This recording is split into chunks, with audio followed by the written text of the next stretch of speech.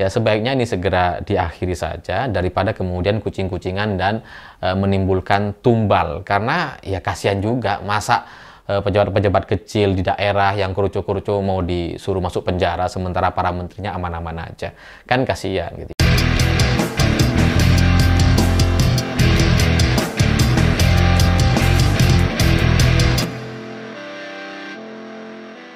Selamat malam semuanya. Isu pagar laut sampai sekarang masih terus dibicarakan. Tapi setelah lebih dari 2 minggu diberitakan, ini sampai sekarang belum ada tanda-tanda untuk mengusut siapa yang bertanggung jawab atau pemilik dari pagar laut ini.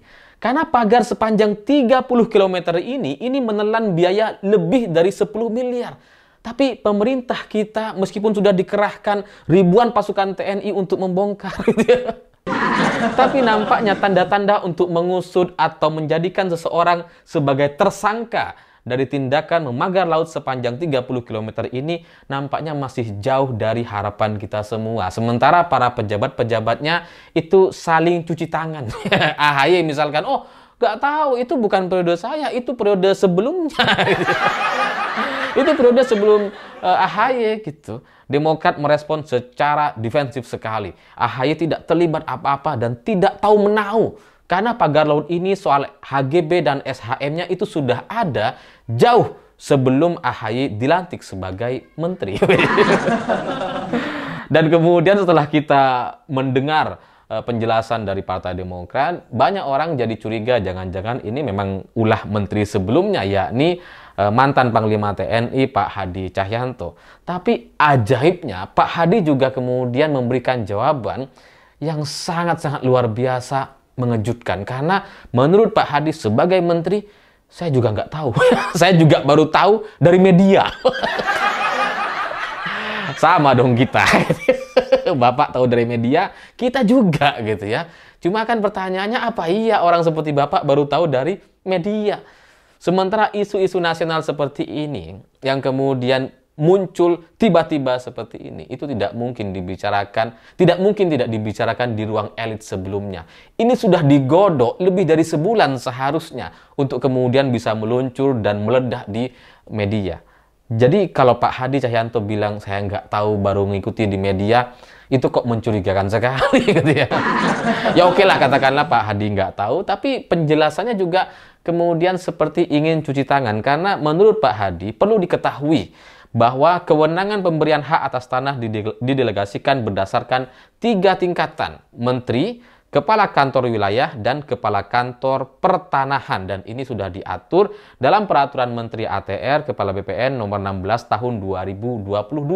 Permasalahan soal pagar laut ini menurut Pak Hadi berada di tingkat kantor pertanahan. Jadi ada tingkatan tuh. Kantor pertanahan, kemudian kepala wilayah, baru kemudian menteri. Nah ini nih masalah kantor pertanahan, nggak ada sangkut pautnya dengan menteri. Yes.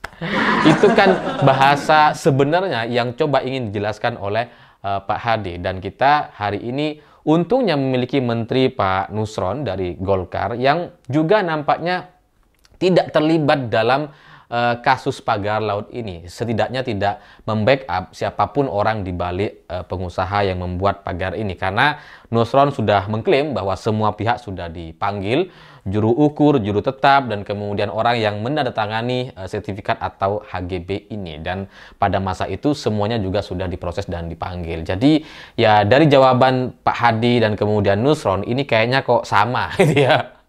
Bahwa semua pihak di kalangan elit itu ingin cuci tangan dan berharap agar ada orang yang bisa ditumbalkan dan kemudian disalahkan gitu kan.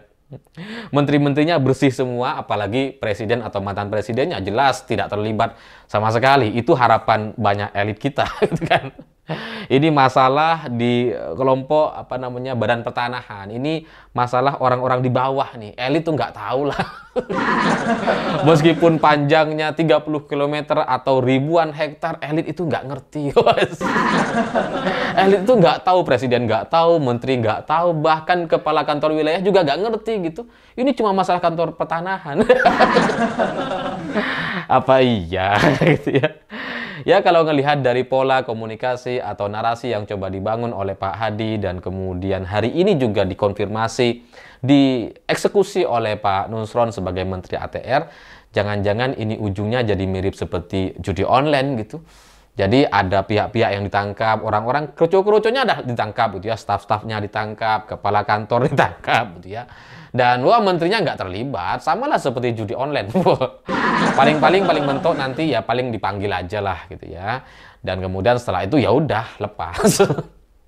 Tapi judi online-nya ya tetap berjalan sampai sekarang gitu. Sampai detik ini, sampai sekarang, judi online masih bisa diakses di Indonesia. Masih banyak sekali orang bermain judi online di Indonesia. Itu faktanya. Sekalipun orang-orang yang katanya melindungi judi online sudah ditangkap semuanya katanya. Tapi faktanya, judi online masih bisa diakses di Indonesia. Jadi pagar laut ini, kalau misalkan nantinya mengarah kasusnya diskenariokan seperti judi online, saya curiga ya reklamasi itu akan terus berjalan gitu ya. Jadi pembongkaran-pembongkaran itu pada ujungnya hanya drama-drama saja.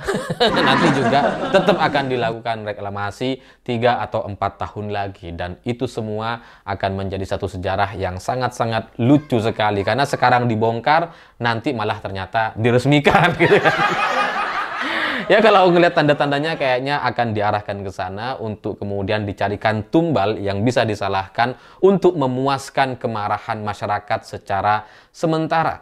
Dan nanti setelah 3 atau 4 tahun lagi semuanya akan kembali bekerja seperti sebelumnya. Dan seharusnya kalau situasinya sudah seperti ini, sebaiknya kan aparat-aparat kita itu segera melakukan tindakan supaya ada jejaknya gitu. Kalau seperti sekarang ini, misalkan pagar lautnya dibongkar, gitu ya, terus kemudian pihak-pihak yang bertanggung jawab disanksi secara etik, karena ini pelanggaran etik katanya, gitu ya, nggak perlu kemudian pidana dan sebagainya, karena ini hanya masalah etik. Ini kan ujungnya, ya peta-peta laut itu tetap akan ada di sana. Bahwa kemudian kata Nusron ini SHM dan HGB-nya sudah dibatalkan dan seterusnya, itu kan hanya ya omongan saja gitu. Bisa saja kenyataannya nanti tidak demikian. Jadi ya ini sangat-sangat mengkhawatirkan sekali, dan kondisi negara ini yang sangat lucu atau berulang sekali polanya dengan segala jenis mafia-mafia kejahatannya, itu membuat kita jadi nampak tidak lagi percaya kepada siapapun di negeri ini. Apalagi ketika ngelihat aparat penegak hukum hari ini tuh kayak nggak ngelihat apa-apa gitu. Ini kan ibaratnya gitu ya, ada kelompok yang melakukan tindakan kejahatan atau kesalahan, atau kalau mau diibaratkan ini kan seperti sebuah rumah atau kantor dijarah oleh maling, ratusan orang maling menjarah kantor atau rumah gitu ya. Udah bawa barang-barangnya tuh keluar gitu. Dan di depan ada aparat kita, ada penegak hukum kita gitu kan. Hanya lihatin aja. Oh iya, atau ada yang balik badan, wah nggak ngelihat. Itu kan situasinya sekarang gitu. Ketika pagar laut ini dibuat sepanjang 30 km, itu pasti melibatkan banyak sekali pihak, dan itu pasti ada uang di balik itu semua. Karena nggak mungkin lah. Jadi untuk membuat pagar sepanjang itu, kemudian terbit HGB, SHM, itu semua pasti ada pelitinya, pasti ada suapnya. Udah pasti itu. Karena laut loh, ini laut. Yang seharusnya tidak ada HGB dan SHM-nya diberikan HGB dan SHM. Gimana caranya kalau nggak bayar gitu kan? Iya kan, itu logikanya. Loh kita aja nih mau nyertifikat tanah kita atau tanah warisan dari orang tua atau nenek kita misalkan gitu ya, yang dulu nggak ada sertifikatnya. Kita mau buat sertifikat atas tanah yang menjadi hak kita dan tanahnya itu ada, kita bayar kok. Ini laut, nggak ada tanahnya, nggak ada pemiliknya gitu ya. Terus tiba-tiba muncul HGB SHM, mana mungkin nggak ada duitnya. Jadi ya ini menjadi satu tanda kekecewaan yang sangat luar biasa karena seolah-olah ini bukan sebuah kesalahan yang perlu diusut tindak kasus korupsi atau kolusinya. Bahkan sampai sekarang juga belum ada satupun pakar atau orang yang berbicara soal kerugian negara dari pagar laut sepanjang 30 km ini yang sudah dibangun selama bertahun-tahun. Tidak ada satupun orang bicara soal kerugian negara. Seolah-olah nggak ada kerugian negara di situ. Ya mana bisa gitu. Ada HGB, SHM di situ, dan kemudian pasti ada suapnya di sana gitu. Mana mungkin nggak ada kerugian negara gitu. Ya pasti ada lah gitu. Ini melibatkan pejabat-pejabat pemerintah di level elit seharusnya. Karena kalau cuma kroco-kroco, kalau cuma kepala cabang gitu ya, kepala kantor, udahlah mereka nggak akan seberani itu. Kalau nggak ada backup, arahan, instruksi dari atas gitu ya, mereka kantor wilayah atau kantor cabang BPN itu nggak akan berani kemudian memberikan HGB atau SHM kepada laut. Karena mereka nggak punya nggak punya kekuatan yang super atau luar biasa karena masih ada orang di atas mereka sehingga nantinya mereka dengan mudahnya bisa diganti atau digeser dan berakhirlah karir mereka di tahanan. Jadi ya kita lihat saja apakah nanti akan ada pihak BPN, pejabat BPN yang kemudian ditumbalkan, ditahan seolah-olah dia yang paling bertanggung jawab gitu ya. Seolah-olah nggak ada lagi yang bertanggung jawab kecuali para tumbal-tumbal atau pejabat-pejabat BPN ini. Dan kalau nanti anak perusahaan yang memiliki HGB atau SHM itu nanti juga dipermasalahkan, ya sudah ditumbalkan sekalian, toh cuma anak perusahaan, bukan induk perusahaannya. Jadi ini nampaknya semua orang ingin mencari tumbal dari pagar laut sepanjang 30 km itu. Padahal sebenarnya kita itu mencari tahu ini sebenarnya tujuannya apa. Bagi saya pribadi gitu ya, kalau memang ini ada tujuan reklamasi, ada tujuan untuk meningkatkan laut ini menjadi daratan, akui saja gitu. Kan boleh reklamasi. Boleh dong. Ya kan reklamasi sudah ada di mana-mana kok gitu. Kenapa ini kemudian tidak diakui saja secara gentle daripada kemudian sembunyi-sembunyi dan main kucing-kucingan seperti ini. Jadi ya meskipun hari ini mungkin masyarakat marah kemudian mempertanyakan ini milik siapa dan sebagainya, tapi seandainya komunikasi politik pihak dari pemerintah kemudian meluruskan dan memberikan sebuah penjelasan yang konkret sekali terkait laut ini, terkait tujuan reklamasi, misalkan, ini misal loh ya, rasanya itu mudah sekali untuk kemudian membalikkan keadaan. Dibandingkan kayak sekarang, ini tekanan massa begitu tinggi, masif sekali sehingga orang-orang membutuhkan satu orang tersangka atau siapa yang terlibat dan menjadi penanggung jawab dari pagar laut ini. Ini tekanan massanya. Kalau tidak dijelaskan, kalau kemudian tetap dianggap sebagai sebuah kesalahan dan tidak ada planning seolah-olah pemerintah tidak terlibat di dalamnya, maka ya pada ujungnya harus ada tumbalnya.